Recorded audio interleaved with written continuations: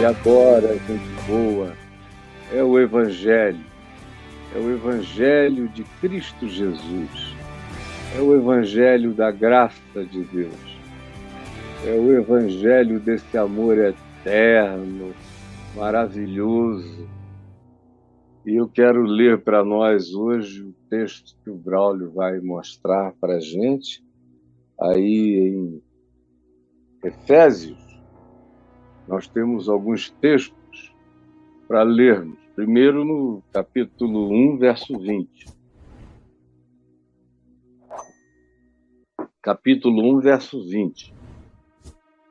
Que nos diz, olha só, 20 e 21, diz que, na realidade, o poder que o Pai exerceu, na eficácia do seu poder, na expressão da sua glória, na grandeza da sua energia, da sua energeia, que é o poder operativo, da força do seu Kratos, que é esse poder que estabelece e suporta todas as intensidades, o poder que o ressuscitou de entre os mortos, que é aquele poder que levanta como um Atlas o mundo inteiro nas suas mãos.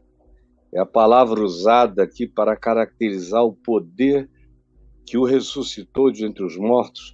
Cada palavra grega que Paulo usa caracteriza uma força de energia, conhecida pelos humanos, seja força física, seja força energética, a força de um dunamis, forças distintas que a humanidade já conhecia, energias diversas. Ele usou todas elas que estavam acessíveis no ambiente de versatilidade linguística e sinônima e semântica dele para dizer, olha, todas as formas de poder concebíveis estão presentes de natureza e em forma de densidade absoluta, como se fosse aquela ervilha primal, como se fosse a singularidade absoluta antes da matéria e do espaço-tempo explodirem, criando esse universo que a gente chama de infinito. Tudo estava reduzido a algo inconcebivelmente inconcebível e denso. Pois a força de todos esses poderes que explodiram e criaram todos os fenômenos do universo, Paulo diz, é a força que habita Cristo Jesus. Porque é dele e é nele que tudo existe, tudo foi criado. Tudo foi feito por meio dele, para ele, tudo existe nele. Pois nele nós nos movemos, existimos e respiramos, tudo está nele. Nele tudo subsiste. Paulo usa todos os recursos linguísticos do grego para dizer ali em todas as formas concebíveis de energia. Estão todas elas adensadas como o poder que o Pai fez habitar nele. E aí ele chega no verso 20, com essa descrição que a manifestação suprema desse poder foi a ressurreição dos mortos, que colocou o Cristo de Deus, o Cristo eterno, o Cordeiro metafísico, antes de haver qualquer existência mensurável, quantificável, esse expressar arquetípico da sacrificialidade do amor de Deus, explodindo-se, morrendo para criar todas as coisas. Ele diz que esse mesmo poder criador é o que ressuscitou a Jesus de entre os mortos, fazendo-o, preste atenção, fazendo-o assentar-se à sua direita, Senta aqui, meu filho. Isso é uma linguagem antiga, uma linguagem. Deixa eu ajeitar aqui. Uma linguagem bem antiga para descrever aquela posição da realeza. O lado direito era para quem tinha mais poder, porque a maioria das pessoas é destra, os canhotos são uma minoria na humanidade. Então, a mão da força, da defesa, do ataque, do cetro, de tudo, quase sempre foi à direita. Então, é só uma expressão simbólica, sentar à direita, não é porque tenha nenhum privilégio especial. Eu já vi até gente dizendo, não, eu sou da direita porque Jesus se assenta à direita. Eu digo, cara, eu não quero dizer que você é um ignorante, mas fica pensando na possibilidade de você estar sendo profundamente. Porque sentar à direita não é fazer as coisas certas. Sentar à direita é uma expressão de poder em relação a Deus, usando uma simbolização antiga, de milênios atrás, que hoje em dia já não tem muita significação, a não ser quando você está batendo um papo e alguém diz, e essa pessoa, o que ela é para o fulano? Você diz, ela é o braço direito. Se você quiser exagerar, você ainda diz, é o direito, é o esquerdo, é as pernas, é a cabeça, o fulano sem ela não conseguiria fazer nada. Mas, no mínimo, é o braço direito. E Jesus, nessa simbolização, é colocado à direita do trono, nos lugares celestiais, à direita no poder.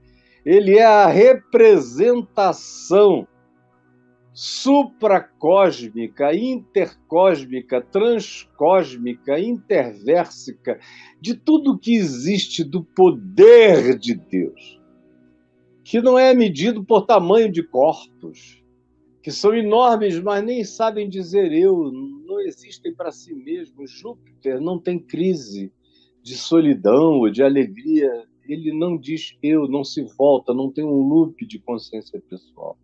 Você que é um micróbio, eu que sou menos que nada, todavia digo eu sou qualitativamente maior pela minha compreensão de mim, do meu ambiente e pela minha capacidade de inteligência funcional e intuitiva de intuir mesmo aquilo que com o cérebro eu não consigo alcançar, mas com o espírito eu consigo intuir, transcender e depois até apropriar-me de tal compreensão a posteriori.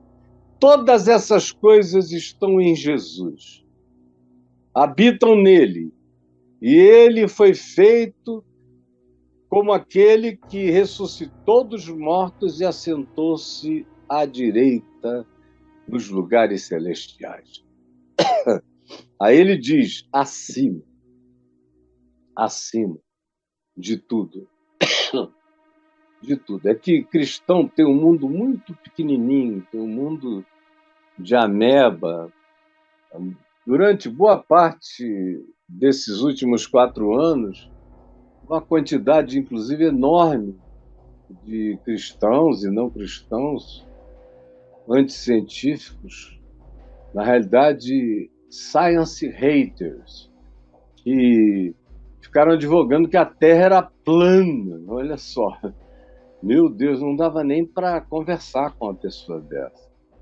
E Jesus está assentado acima de todas as ciências, todos os saberes, todos os conhecimentos, todos os mundos, todas as forças, nas regiões, nos lugares celestiais, que é uma expressão paulina, para descrever dimensões,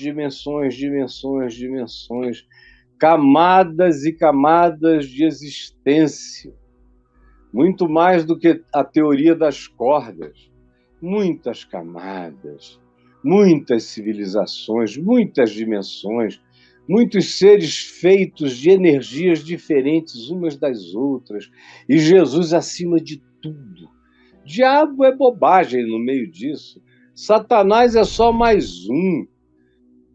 Todos os principados e potestades do bem e do mal, todos, tudo, todas as criaturas debaixo desse poder de Jesus.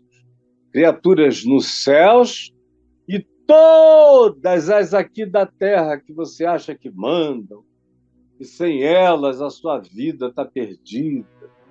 E você diz, ou a gente elege essa pessoa, ou as nossas pautas estão acabadas. Nem. Os homens não passam de um sopro. Um sonho, e Nabucodonosor enlouquece 7 anos, fica comendo grama, com as unhas maiores do que as das águias, vira um bicho. Uma visão, e Belsazar fica louco, de pânico, de pavor, com os joelhos tremendos. É uma expressão divina. E os homens caem estatelados, mesmo os profetas. Como Ezequiel diz, eu caí como morto. Como Isaías, como João diz, e quando eu vi, eu caí como um morto. Tive que ser acordado, despertado da catatonia, do pânico do que eu vi, de tão glorioso que era. E ele está acima de todo principado, potestade, poder, está aqui acima de tudo, acima de todos, principados, potestades, poderes. Eu acho isso extraordinário, porque ele vai descrevendo as formas de poder. Ele é o Kyrios, que está acima de todos os outros senhores, é Senhor dos senhores, é Rei dos reis, acima de poder e de domínios, de fenômenos, de biomas de poder, de portais, de fenômenos tão poderosos que a gente não consegue nem descrever, mas que estão sob ele e que existem nele. E ele também ganhou o nome acima de todas as coisas que se possa referir, não só na terra. E quando Paulo escreveu isso, quem estava governando era Calígula.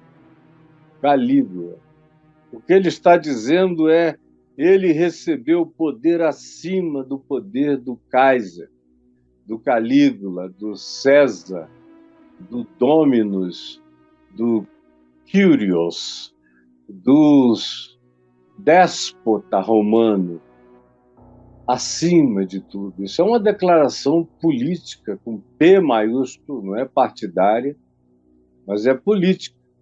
Porque quem quer que dissesse que um carpinteiro de Nazaré tinha recebido do Deus dos deuses, que tinha poder acima de todos os poderes cósmicos, diante de quem Zeus era um engraxate,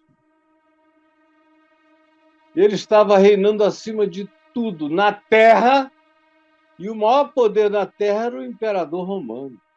Então, já é uma declaração de relativização política imediata e absoluta. Tem gente que acha que dá para pregar o evangelho sem tocar na dimensão política. É impossível. Os apóstolos todos morreram por causa da dimensão política, porque eles não estavam falando de política pequena, romana, do Senado, nem nada, mas quando eles diziam que só Jesus era o Senhor, era o Kyrios, ou Kyrios, era o Senhor dos senhores, ele fazia uma declaração insuportável, como diante dos judeus, Quando perguntaram, tu estás dizendo que tu és o Filho de Deus? Ele diz, tu dizes.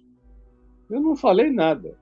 Mas você vai ver os anjos dos céus subindo e descendo na volta do Filho do Homem, enquanto ele vier na sua direção. O que é isso, senão a declaração de que aqueles poderes todos ali eram de extrema e total pequenez e relatividade. Ele diz para as autoridades judaicas e para Pilatos: nenhum poder você ou vocês teriam sobre mim que do céu não lhes tivesse sido concedido. Quando Pedro pegou aquela espada no ímpeto tosco, que não entendeu nada do que Jesus falou, que aquilo ali era uma ironia, era um sarcasmo divino, já que estão dizendo que eu sou e ando com malfeitores, para cumprir a profecia que também diz ele será contado com os malfeitores, é o que eles pensam de mim. Alguém aqui tem espada só para a gente fazer uma cena, um presépio? Aí Pedro levou a sério, aí pegaram duas, tem duas adagas aqui, Jesus disse, não, cara, eu não precisava tanto, vocês não veem que eu estou ironizando com vocês? Basta, chega! Era só cenografia. Mas para aqueles discípulos que ainda hoje pensam que a gente precisa de espadas como cristãos para nos defendermos, ele está dizendo, vocês não entenderam nada, eu estou acima de todo, principado, potestade e poder de todas as naturezas, os da terra, aqui, do Império Romano, para todos os outros níveis de poder constituído, todas as formas de domínio, de controle deste século, desta era, deste mundo, mas também do vindouro e das camadas e dimensões indiscerníveis e incontáveis, porque o Pai pôs todas as coisas. O Pai pôs todas as coisas debaixo dos seus pés, para ele ser o cabeça sobre todas as coisas. O deu à igreja, que não é essa casinha, não é esse sanitário de crentes, não é o hospício, não é o clube religioso que você frequenta, é o corpo de Cristo, que é feito dos que você conhece, alguns deles, e é feito de um monte de gente que você nunca viu nem verá, que nunca botou o pé dentro de uma agremiação, nem colocará. O corpo de Cristo não é eclesiástico. O corpo de Cristo é como o trigo no mundo. Quando perguntaram onde é que isso se concentra, onde é o campo, onde o joio nasce junto com o trigo e cria esse engano. Jesus não disse, o campo é a minha igreja, onde haverá joio e trigo. Não, ele disse, o campo é o mundo. O mundo está cheio de trigo, não é porque esteja cheio de cristãos. Quando ele disse isso, não tinha cristão no mundo, e ele já olhou e disse, o mundo está cheio de trigo. Ele levanta os olhos um dia, Mateus diz isso, capítulos 10 e 11, 12, ele chega e diz, olha os campos tão brancos na terra inteira, mas faltam obreiros, que o mundo está cheio, está branco para a colheita do trigo. O mundo inteiro. Jesus nunca fez as coisas ficarem pequenininhas, nunca adensou nenhum grupo dizendo só vocês são isso. Ele sempre esparramou, é o sal na terra que desaparece, que ninguém vê, mas dá gosto. É essa luz que ilumina, que às vezes você não sabe nem de onde a claridade está chegando, mas você está andando. É esse fermento que vai se miscuindo na massa, que vai alterando para o bem. Quando é assim, o corpo de Cristo é como os antigos pais da igreja disseram, como Tomás de Aquino disse, que a igreja visível, formal, escrutinável, quantificável, tem muitos aos quais Deus não conhece. E Deus tem muitos aos quais a igreja nunca conheceu nem conhecerá. Porque o corpo de Cristo, esse é aludido por Paulo, que é feito de gente em todas as dimensões. Como o escritor de Hebreus diz que o corpo de Cristo não é só feito de gente imediata que crê nele, que compartilha a fé, é também. Mas Paulo pensava naqueles que estavam para além do imediato, como Jesus. Ainda tenho outras ovelhas que não são deste aprisco, que vocês nem conhecem, nem sabem que existe. A mim, ele disse, não a vocês, a mim, me convém conduzi-las, e eu vou pastoreá-las.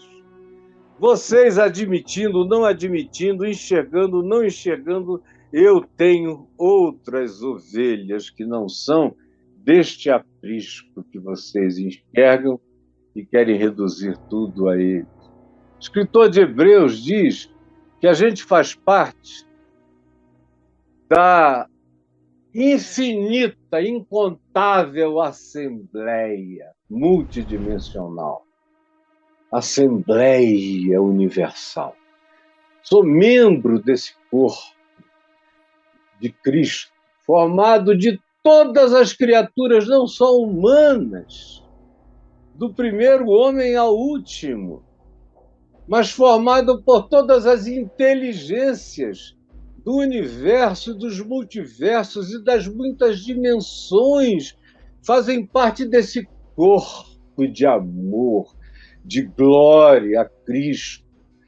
O que o escritor de Hebreus também chama de incontável nuvem de testemunhas. O que ele chama de o Monte Sião, temos chegado à glória.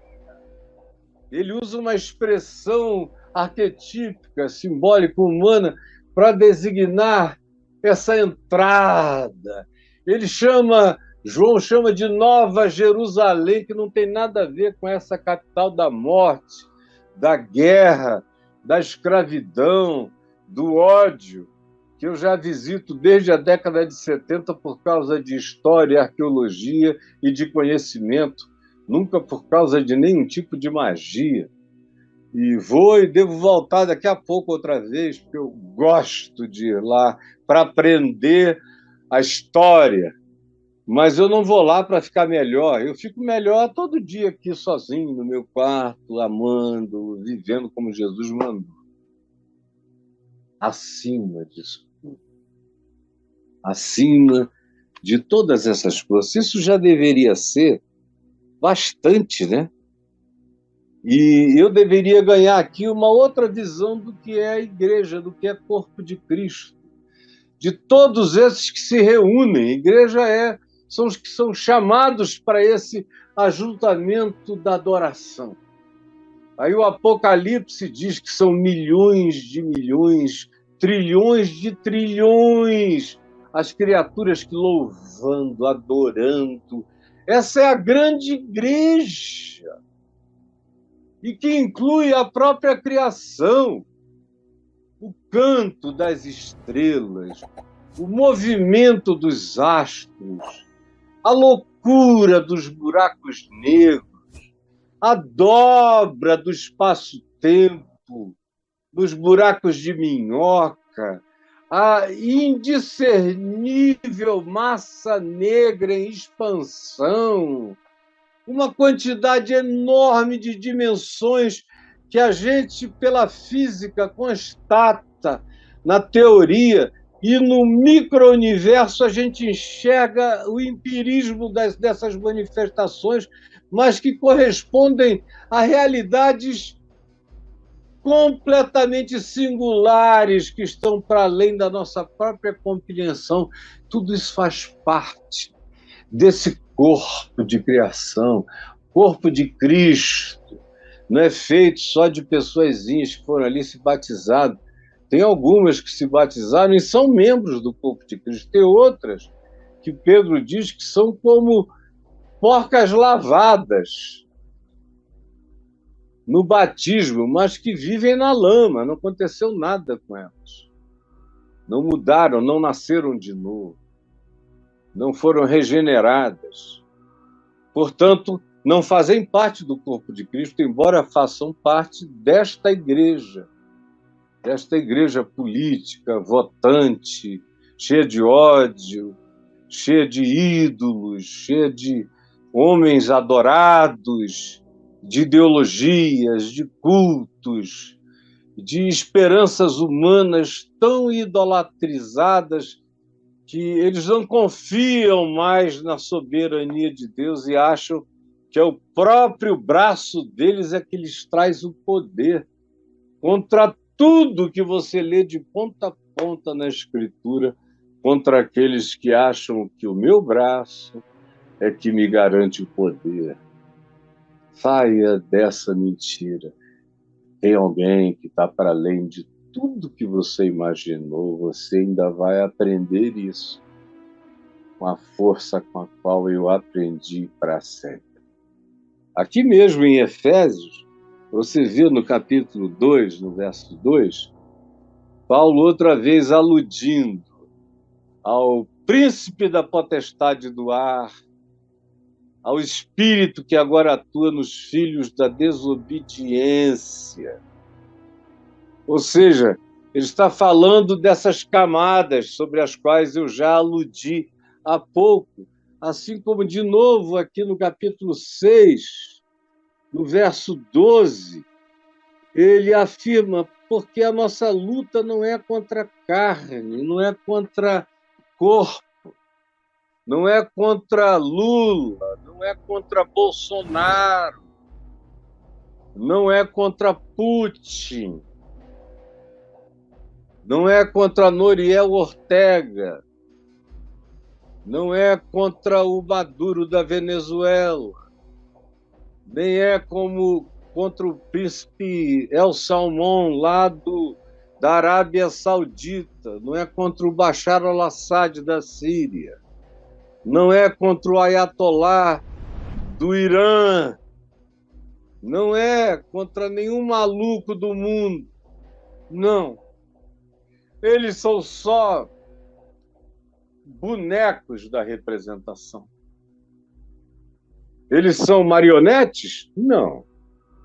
Cada um deles tem livre-arbítrio, cada um deles é culpado pelo erro que escolhe, pelo que a boca fala, porque a boca não fala à toa, a boca fala do que está cheio o coração. É o que Jesus diz. Não adianta essa história de dizer a boca não presta, mas o coração é bom. É mentira. Eu te repreendo em nome de Jesus, seu mentiroso, sua mentirosa. A boca fala do que está cheio o coração. Não adianta você ficar com o manequim. A pessoa decide, escolhe, tem livre-arbítrio, tanto para fazer o bem como para fazer o mal. Porém, acima dela, existem influências com as quais ele se identifica, essa pessoa. Quem se identifica com o ódio, se identifica com as forças do ódio, espiritualmente. Quem se identifica com a mentira, se identifica com as forças espirituais da mentira, do pai da mentira. Quem se identifica com a indiferença para com a morte, está profundamente identificado com aquele que é o homicida, desde o princípio, e é filho do caminho de Caim, que matou o seu irmão. Aquele que se identifica com a arrogância do seu poder, está identificado com aquilo que o diabo tem a oferecer. Faz negócio comigo, aceita os meus princípios, curva-te diante das minhas ideologias e tudo isso eu te darei.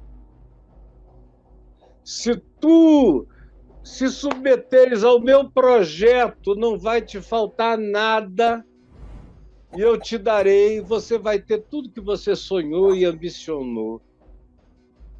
Se você fizer essa genuflexão para a minha proposta, que é a proposta do mundo, do qual eu sou o príncipe, do mundo que jaz em mim, que está sepultado na sepultura que eu sou para a terra. Faça isso, eu te darei o poder que eu recebi e transfiro para você. Aí você não precisa invocar essas forças. Tem gente que nunca invocou nem invocará. Mas tem gente que pensa que satanismo é ficar invocando Satanás, que é ir para um culto de origem meio estranha, ou de seres e deuses ambivalentes. Também, certamente pode não fazer bem, como faz um mal miserável. Ir para esses cultos onde vocês só cantam o ódio. Vim, cheguei, pisei, matei, passei por cima, atropelei, pisei para a glória de Deus. É Cristo. E marcham, e marcham, e marcham, e pisam, e com raiva. Ninguém serve, ninguém se entrega, ninguém ama, todo mundo quer dominar, todo mundo quer controlar. Esse é o espírito de Satanás, ele que quer isso, ele é o dominador deste mundo tenebroso, é o príncipe dessas forças malignas. E ainda que você não use o nome do diabo, ainda que você esteja dizendo Jesus, me ajuda, Jesus, a ter vitória sobre os meus inimigos, a quem eu abomino porque eles te abominam, eu os odeio porque eles te odeiam, e eu os rejeito porque eles te rejeitam, e eu os quero definhar porque eles não querem te servir. Faça essa oração e eu digo, você estará invocando Satanás, e não o Espírito de Cristo. Essa é uma oração que Jesus nunca fez e nem deixou fazer. Quando João tentou fazer, ele disse, não faça isso. Está lá em Lucas 10. Meu Deus, o evangelho está cheio disso, mas quase ninguém entende, não quer. Jesus tira esse bloqueio da mente para as pessoas entenderem. Por outro lado, tem gente que não invoca o nome de Jesus. Ou porque não sabe, ou porque ficou traumatizado, ou porque é muito honesto. E diz, eu não vou misturar o nome de Deus com um projeto para ganhar dinheiro. Não vou pedir a Jesus que me dê essa grana. Não vou. Eu vou pedir a Ele que me ajude a ter saúde, a trabalhar, a fazer a minha parte. E a ser inteligente em relação às legítimas oportunidades.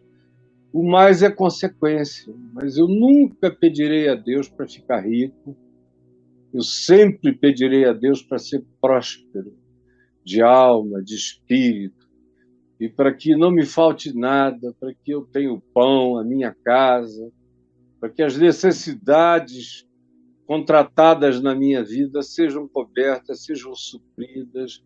Como disse Paulo, tendo com que comer e beber, um telhado na nossa cabeça, estejamos satisfeitos, o mais é bônus. E tem gente que não usa o nome de Deus para nada disso, por respeito. Eu respeito profundamente essas pessoas. Por exemplo, quem faz política sem meter o nome de Deus em nenhum momento. como a minha amiga Marina Silva, crente, crente, crente de doer. Mas você nunca vai ver a Marina usando o nome de Jesus para pedir voto, para tentar manipular ninguém, falar mal de ninguém. Como ontem eu vi o Ciro Gomes repreendendo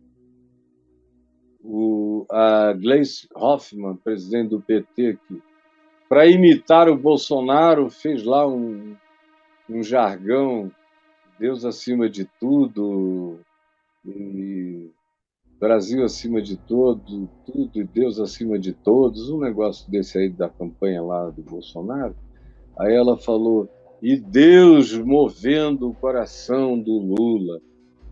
Aí o Ciro, com razão, disse, Gleisi, se nós chegamos até aqui sem apelar para o nome de Deus, isso é tomar o nome de Deus em vão. Por favor, não faça isso, minha irmã. Vamos tratar o nome de Deus com reverência o tempo todo nessa eleição. Isso é para os outros. Isso é para os crentes sem temor de Deus, sem nenhuma reverência para com o santo nome do Senhor. Ficam misturando com idolatria, com ideologia, com fanatismo político, com ódio, com raiva, jogando o nome de Jesus na lama, pisando na pocilga, colocando Jesus no meio desse chafurdamento, como se ele fosse uma bandeira a representar algum projeto ideológico. Tudo isso nas igrejas, conclamados em nome de Jesus, para vencer o diabo, para vencer o comunismo, para vencer o espírito gay, o espírito LGBT, o espírito não sei o quê. Enquanto isso, eu estou sabendo. Os pastores que já pensaram até em suicídio porque os filhos se manifestaram gays e lésbicas ou trans.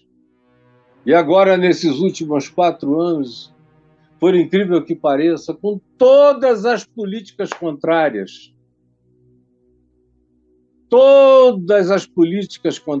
de costumes, aumentou o grupo LGBTQIA+, mostrando que repressão não muda nada. Não muda nada. Pode, no máximo, inibir pessoas, mas, graças a Deus, nem a inibição essa política conseguiu causar, porque esse povo já ganhou uma consciência que não vai ser ninguém dizendo isso ou aquilo que vai apavorar. Já tem gente o bastante no Brasil para não se acovardar, nem se intimidar, nem se encolher. Mas ninguém precisa usar o nome de Jesus. Política é para ser feita em nome do homem, pelo homem, para o homem, por causa do homem e com a inteligência humana, e com a justiça e a honestidade necessárias, para que não sejamos diabos manipuladores e perversos, controladores das consciências mais fracas. No espírito do Evangelho é assim, se for diferente, escuta aqui, olha para mim, está olhando? Se for diferente, você está lidando com principados e potestades do mal. Invoca o nome de Jesus para as tuas causas políticas, do tamanho do teu umbigo egoísta, e o Espírito que vai atuar no teu pastor, na tua igreja, na tua comunidade, na tua vida, não será o Espírito Santo. Isso eu te garanto. Não será o Espírito Santo. Será o espírito do mundo.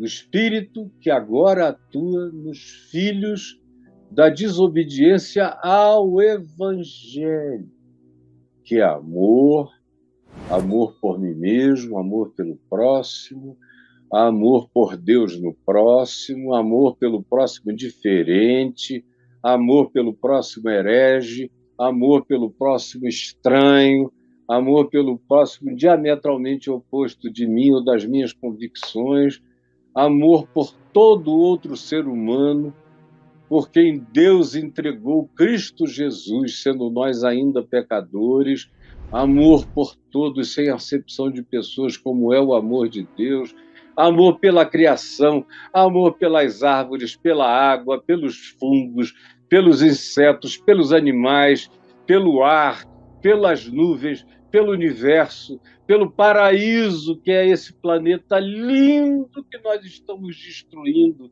desmatando, queimando, arruinando, gargalhando e ainda chamando de a porra da árvore. Numa blasfêmia contra a criação de Deus. Horrível. Vai brincando disso que você não precisa invocar a Satanás, porque você já vai estar debaixo do príncipe da potestade do ar. E eu vou parar aqui hoje e vou continuar amanhã, porque você está pensando que eu vou parar aqui, não vou não. Eu vou passar boa parte dessa semana, se quem não quiser vir, nem venha, mas eu vou explicar para você a relação inafastável entre principados e potestades do bem ou do mal e as nossas escolhas humanas na carne, no sangue, no mundo e na sociedade. E como não dá para criar uma dicotomia, não dá para dizer eu vivo passando sem nenhuma gota de nada disso em mim. Sou puro, passo pela terra levitando. Isso só pode ser um menino, uma criança, um infante do Henrique do Evangelho. Mais religioso do que o do Evangelho, porque quem é do Evangelho já entendeu as coisas. Como não há dicotomias e separações, está tudo interconectado. Mas eu vejo pessoas que não entenderam ainda, quando Jesus diz em João 13, que quando ele lavou os pés dos discípulos naquela última ceia, chegou na vez de Pedro, aí Pedro ficou olhando, falou, não, os meus pés não, tu nunca vais lavar os meus pés. Aqui não. Pode lavar o dos outros, o meu pé tu não vais lavar jamais. Jamais.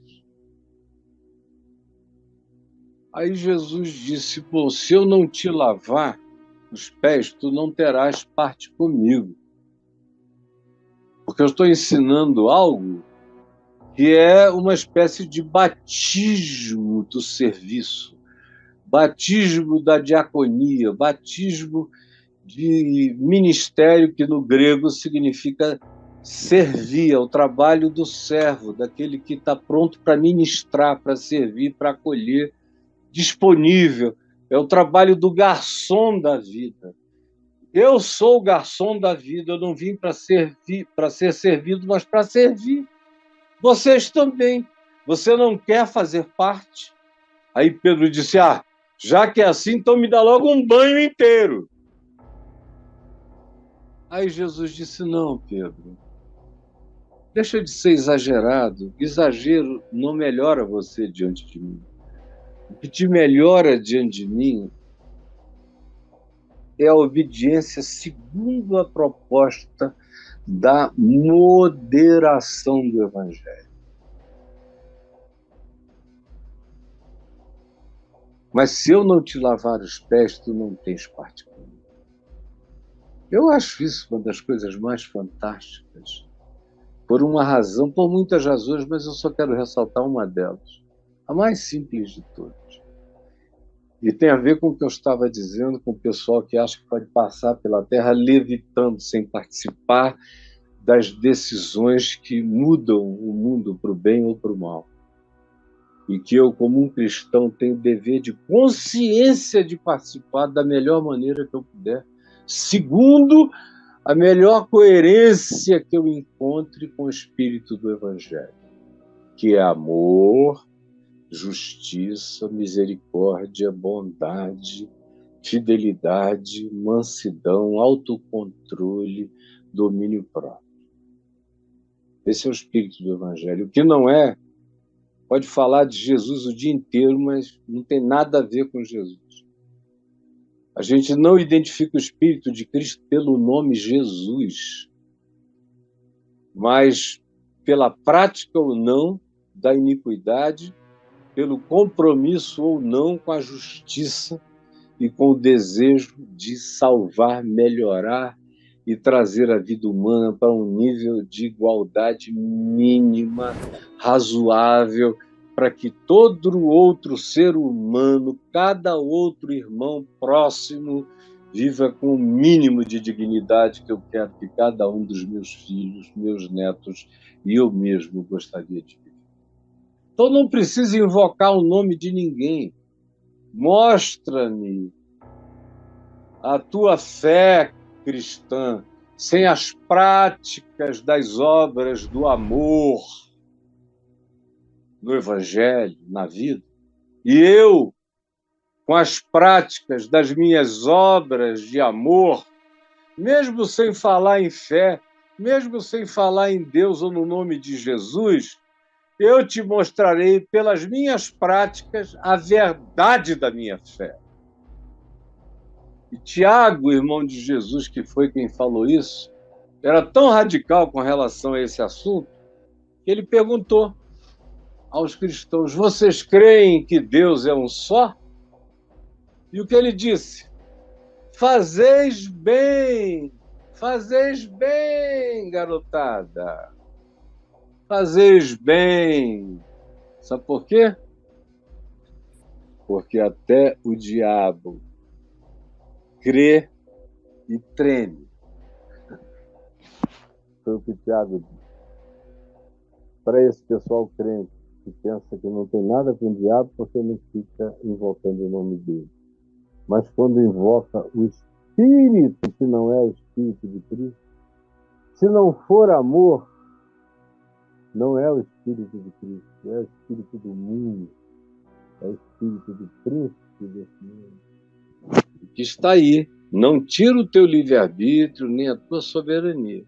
Mas à medida em que você vai amoldando o seu cérebro, os seus princípios, e você vai coadunando as suas perspectivas mentais, o seu olhar, a sua projeção, as suas escolhas, os seus sentimentos e as suas emoções, com os sentimentos dos principados e potestades malignos, você não precisa invocar nada, porque você já faz parte. A sua vida já é uma oração. Pelas obras, você já está expressando a sua não fé no Evangelho. Pelo que sua boca fala, que é o que está cheio no seu coração, pelo que suas mãos fazem, determinando suas ações, pelas suas escolhas de caminho, de vereda, determinando quais são os seus pensamentos, e pelas suas atitudes, que expressam completamente, negativamente, sua arrogância, sua soberba, sua vaidade, seu supremacismo. E aí, se você vive assim, não precisa, pode até dizer: o diabo não existe. Ele vai dizer: é legal, porque fica mais fácil de eu agir na tua vida. O diabo que não existe é aquele que tem mais facilidade de se manifestar na vida humana. O segundo, com mais facilidade de se manifestar, é aquele que existe em tudo e que passa a ser a razão da vida, do medo, da existência, do pânico e da doença mental de milhões de pessoas na Terra. Jesus, eu falei demais até essa palavra, que não é nova, mas que eu faço questão de explicar, porque tem bebês, tem infantes aqui, tem gente novinha chegando que não sabe discernir uma mão da outra, perdidos, indo nos gritos, nas convocações, sem reflexão, com medo de errar, às vezes agindo até contra o próprio coração, que diz outra coisa, que pede outra coisa, que crê noutra coisa, mas eles não sabem se defender em relação ao que eles mesmos creem e por isso se submetem às crenças impostas contra a consciência e praticam o mal que eles próprios não gostariam de ter realizado. Eu te imploro, eu peço que tu liberes, como tu dissestes aos teus discípulos, quando Pedro cortou a orelha do servo do sumo sacerdote. Para com isso! Ou porventura não sabeis que se eu quisesse, eu poderia invocar e meu pai mandaria 12 legiões, não são 12 apóstolos. Para cada um de vocês, 12 legiões de anjos, feitas de 6.000 anjos, poderosos como bombas atômicas. 12 vezes 6.000. Bastava eu dizer, pai, eu não quero. Eu não quero ser salvo da cruz por anjos. Eu quero ir para a cruz se tiver que ir, por causa da consciência humana e do pecado humano. E não há meios de eu não ir para a cruz, porque vocês são levados, são empurrados pelos pastores da morte, pelos sacerdotes do oportunismo, que vão definir que eu morrerei. Como continuam a crucificar o Filho de Deus milhares de vezes a cada novo dia e a cada nova geração, Jesus é morto outra vez pelas nossas escolhas contra o Evangelho. Eu peço que tu abras o nosso entendimento, em nome de Jesus. Amém e amém.